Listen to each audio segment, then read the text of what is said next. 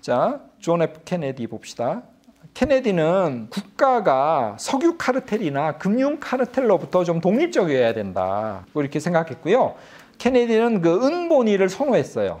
지금 근본에는 이게 문제가 있다, 그 보고, 그래서 그린백을 발행합니다. 케네디 대통령 때. 그리고 재무부 장관에게 명해서 영방 정부의 국고에 은증서를 발행할 권한을 줘요. 그러니까 약간 은본위제로 지금 가는 거 아닌가라는 그런 의구심을 품을 만한 명령을 내려요. 그리고 그린백을 발행한다는 얘기했죠. 이게 이제 그린백을 발행한 미국의 마지막 사례입니다. 케네디 때 마지막으로 그린백을 발행해요. 그린백이란 건 뭐예요? 정부가 직접 돈을 찍어내는 거지 않습니까? 은행 화폐가 아니라. 자, 그러니까 이 금융을 장악하고 있는 이 금융재벌들은 굉장히 싫죠. 그죠? 정부가 직접 돈을 한다는 것은 자기들의 위상을 흔든다는 거거든요. 자, 이런 일이 있습니다. 그래서 분명히 석유와 금융 카르텔이 원하는 방향과 다른 방향으로 갔죠. 자, 불행한 최후를 당했지 않습니까? 그리고 그 후임 린든 존슨 대통령이 취임하자마자 했던 첫 조치가 뭐냐면 정부 발행 합중국폐죠. 이게 정부폐예요. 이거를 연방준비은행폐로 대체하는 거예요. 그러니까 정부 화폐를 없애버리는 거죠.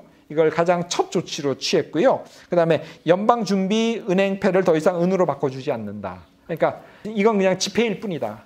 이걸 은으로 바꿔주는 걸 보장해주면 어떻게 됩니까?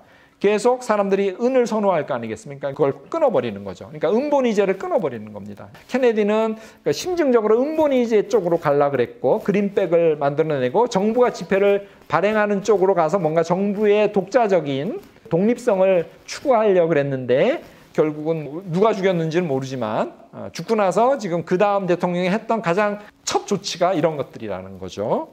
자, 닉슨 도트린 봅시다. 1971년에 계속 재정 적자에 시달려 왔다 그랬지 않습니까? 그러니까 8월 15일 날이에요. 우리 광복절이죠. 금태안을 중지해 버립니다. 그러니까 1온스당 35달러로 이렇게 묶어놨잖아요. 근데 이게 이제 감당이 안 되는 거예요. 점점 달러를 많이 찍어내니까 금으로 감당이 안 되니까 이걸 끊어버립니다. 그래서 이제 금본위제에서 결국 벗어납니다. 자, 그렇지만 결국 미국 돈이라는 것은 사실은 이제 정부의 신용이잖아요. 그죠? 그러니까 꼭 그게 금으로 보장이 안 되더라도 사람들이 그 미국 정부를 믿으면 달러 가치는 유지되는 거거든요. 그렇기 때문에 그 뒤에도 결국 달러는 그 기축통화로서 세계의 금융의 가장 중요한 그 돈으로 자리매김했죠.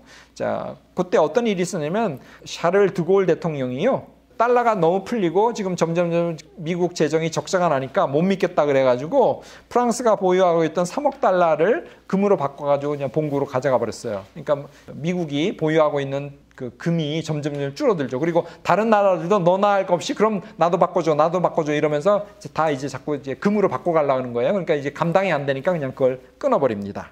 자, 그리고 나서 이걸 끊어버렸는데 70년대 인플레이션이 굉장히 심해져요. 그리고 석유값도 그때 오일 쇼크가 2번이나 일어나지 않습니까?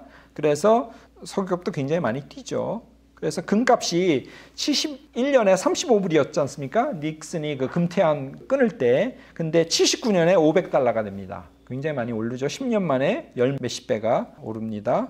그렇지만 달러는 미국이라는 국가의 신용으로 유지되는 지폐였고요. 대신에 이게 금과 그 고리가 끊어지니까 다른 나라들의 이 환율 시장은 굉장히 불안정해져요. 그래서 투기꾼들이 들어가서 갑자기 달러를 확 빼버리면 그 나라는 달러 부족에 처하게 되거든요. 그렇게 되면 그 나라가 위험하다 그러면 더 이상 달러가 그 나라에 더 안 들어가죠. 그죠? 그리고 있던 돈까지 다 빼버리죠. 그죠? 그래서 90년대에 많은 금융위기들이 일어나요. 그래서 94년, 95년에 멕시코, 97년, 98년에 한국을 비롯한 이 아시아권, 그리고 98년에는 러시아가 이 환율 시세의 변동에 의해서 굉장한 그 어려움을 겪죠. 그때 우리나라는 나중에 잠깐 설명하겠지만 기업들이 너무 의욕적으로 투자를 하면서 너무 많은 돈을 빌려왔어요. 달러 빚인데 너무 많은 돈을 빌려왔는데 갑자기 미국이 금리를 올려버려요. 그러니까 돈들이 금리가 높은 곳으로 가잖아요. 그래서 달러를 빼가지고 미국으로 가니까 너무 단기 자금을 많이 빌려왔는데 달러가 빠져나가 버리니까 이게 이제 갚을 수가 없는 거예요. 그리고 한국이 지금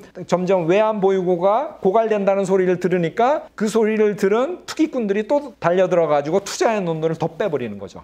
그래가지고 이제 우리 IMF 맞았던 기억이 있죠. 그래서 미국 달러는 미국이라는 신용으로 기축통화 역할을 하는데 다른 나라들, 특별히 이제 그 결제 통화가 아닌 통화들은 굉장히 위기를 겪습니다. 그러니까 파운드화라든가 마르크화라든가 엔화라든가 이건 국제 결제 통화예요. 국제에 그냥 나가서 그냥 쓸 수 있거든요. 우리나라 돈을 미국은행 가서 바꿔달라고 하면 안 바꿔주잖아요. 우리나라는 우리 한국에서만 달러로 바꿔서 갖고 나가야 되지 않습니까? 그러니까 기축통화는 말할 것도 없고 적어도 그 결제 통화들은 괜찮아요. 왜냐하면 전 세계에서 다 통용되기 때문에 그 돈 자체로 되는데 그렇지 않은 다른 나라들은 굉장히 이렇게 환 움직임에 흔들릴 수 있습니다. 자, 5.1달러 잠깐 설명드리면 달러는 계속 미국이라는 국가 신용도에 의해서 계속 유지가 됐다 그랬죠. 근데 더 신용이 뒷받침된 게 5.1달러입니다. 1973년에 그 당시 국무장관 키신저가 사우디 왕 파이샬과 이렇게 만나서 회담을 하면서 어떤 그 약속을 하냐면 오펙 중에서 사우디아라비아가 제일 큰 나라잖아요.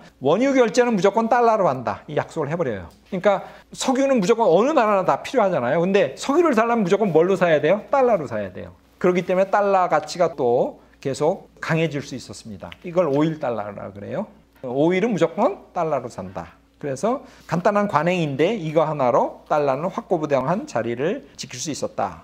자, 신자유주의 봅시다. 70년대를 인플레이션 시대라 그래요. 아까 석유값이 굉장히 폭등했다 그랬죠. 1970년 초에 배럴당 2, 3달러 했대요. 저도 잘 믿겨지지가 않는데 배럴당 2, 3달러 했는데 그것이 70년대 말에 40달러로 뜁니다. 거의 20배나 뛰죠. 이러고 계속 인플레이션이 굉장히 많이 일어났어요. 미국 경제도 뭐 베트남 전쟁이니 뭐 이러면서 굉장히 이제 60년대, 70년대를 거치면서 굉장히 안 좋았죠. 지미 카터 대통령이 경기를 부양한다고 재정 확대 정책을 써요. 그러면서 또 물가 상승률이 돈을 많이 푸니까 물가가 막 뛰어서 1년에 뭐 12%씩 뛰었습니다. 그리고 70년대는 미국만 어려웠던 것이 아니라 서유럽의 많은 국가들이 굉장히 경제가 어려웠고요. 인플레이션이 뛰었습니다. 그리고 79년에 이란 급진주의자들이 테헤란 소재 미 대사관을 점령해서 거의 뭐 400 며칠 동안을 인질로 잡고 있었죠. 자, 이래서 이제 미국인들의 자존심이 완전히 땅에 떨어졌습니다. 그리고 계속 인플레이션으로 시달리고, 그 다음에 60년대 무슨 히피 운동이니 뭐니 이렇게 자유를 갈망하는 그 젊은이들의 운동이 68 세대라 그러지 않습니까? 그러면서 굉장히 많이 일어났죠. 그래서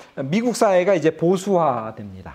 60, 70년대의 자유분방한 이런 시대, 어이 지긋지긋해. 이런 거 싫어. 우리 미국은 힘을 갖고 있어야 돼. 이런 식으로 이제 돌아서는데 그거를 잘 파악한 보수적인 가치를 지키자 그러면서 미국을 과거보다 더 강하게 만들자고 하면서 대권 주자로 나선 사람이 레이건이죠.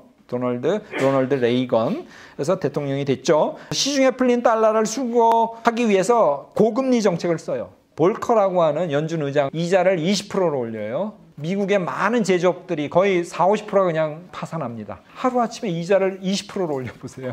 그래도 하여간 인플레이션 잡겠다는 거죠. 그리고 시장에 다 맡기겠다. 정부는 대대로 개입하지 않겠다. 그 다음에 세금 다 깎아주겠다. 그래서 이제 경기를 활성화시키겠다는 거죠. 재정 축소, 그죠? 그리고 공공복지 다 축소, 이런 식의 걸 하죠. 그래서 개인의 세금도 깎아주겠다. 그래서 최대한 개인과 기업에게 자유를 줘서 그들이 최대한 경제 활동을 해서 이익을 얻도록 하겠다. 그러면 경기 활성화가 될 거다. 이런 정책을 폈죠. 그렇지만 실질적으로 초기에는 경제가 더 나빠졌어요. 통계가 나오죠. 그래서 80년의 경기 침체는 83년까지, 그러니까 거의 첫 번째 재임 거의 말기까지 계속 불황이 이어집니다. 많은 기업들이 도산했어요.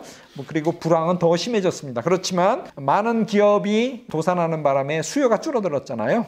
그래가지고 인플레이션이 줄어요. 그래서 최악의 경기 상황이 지나갑니다. 원유 수요까지 줄죠. 그래서 86년에는 40달러 하던 10불대 초반까지 떨어져요. 자, 그래서 84년부터 미국 경기가 점점 호전되기 시작하고요. 그 이후 5년 동안 미국 경제가 호황을 누립니다. 감세와 더불어서 국가의 개입을 줄이고 시장의 논리에 모든 걸 맡기겠다. 그래서 경기를 부양하겠다고 하는 것을 신자유주의라 그러죠. 그러니까 대처와 레이건 두 정치 지도자들에 의해서 도입된 신자유주의가 이제 그때부터 지금까지 계속 되는 거다, 이렇게 보시면 돼요. 자, 그렇지만 미국의 호황은 정부의 무역 적자, 그리고 재정 적자, 이걸 이제 쌍둥이 적자라 그러거든요. 그리고 돈이 부자들에게만 가는 부의 불평등, 이런 대가를 치룬 결과물이라는 것 기억할 필요가 있습니다. 자, 레이건이 집권하는 동안 감세 정책으로 정부의 재정 적자는 더 심해집니다. 대략 3배가 늘어요. 호황으로 부의 증가는 고소득자들에게 집중됐고요. 80년대부터 사실은 중산층이나 노동자들의 인건비가 오르지 않아요.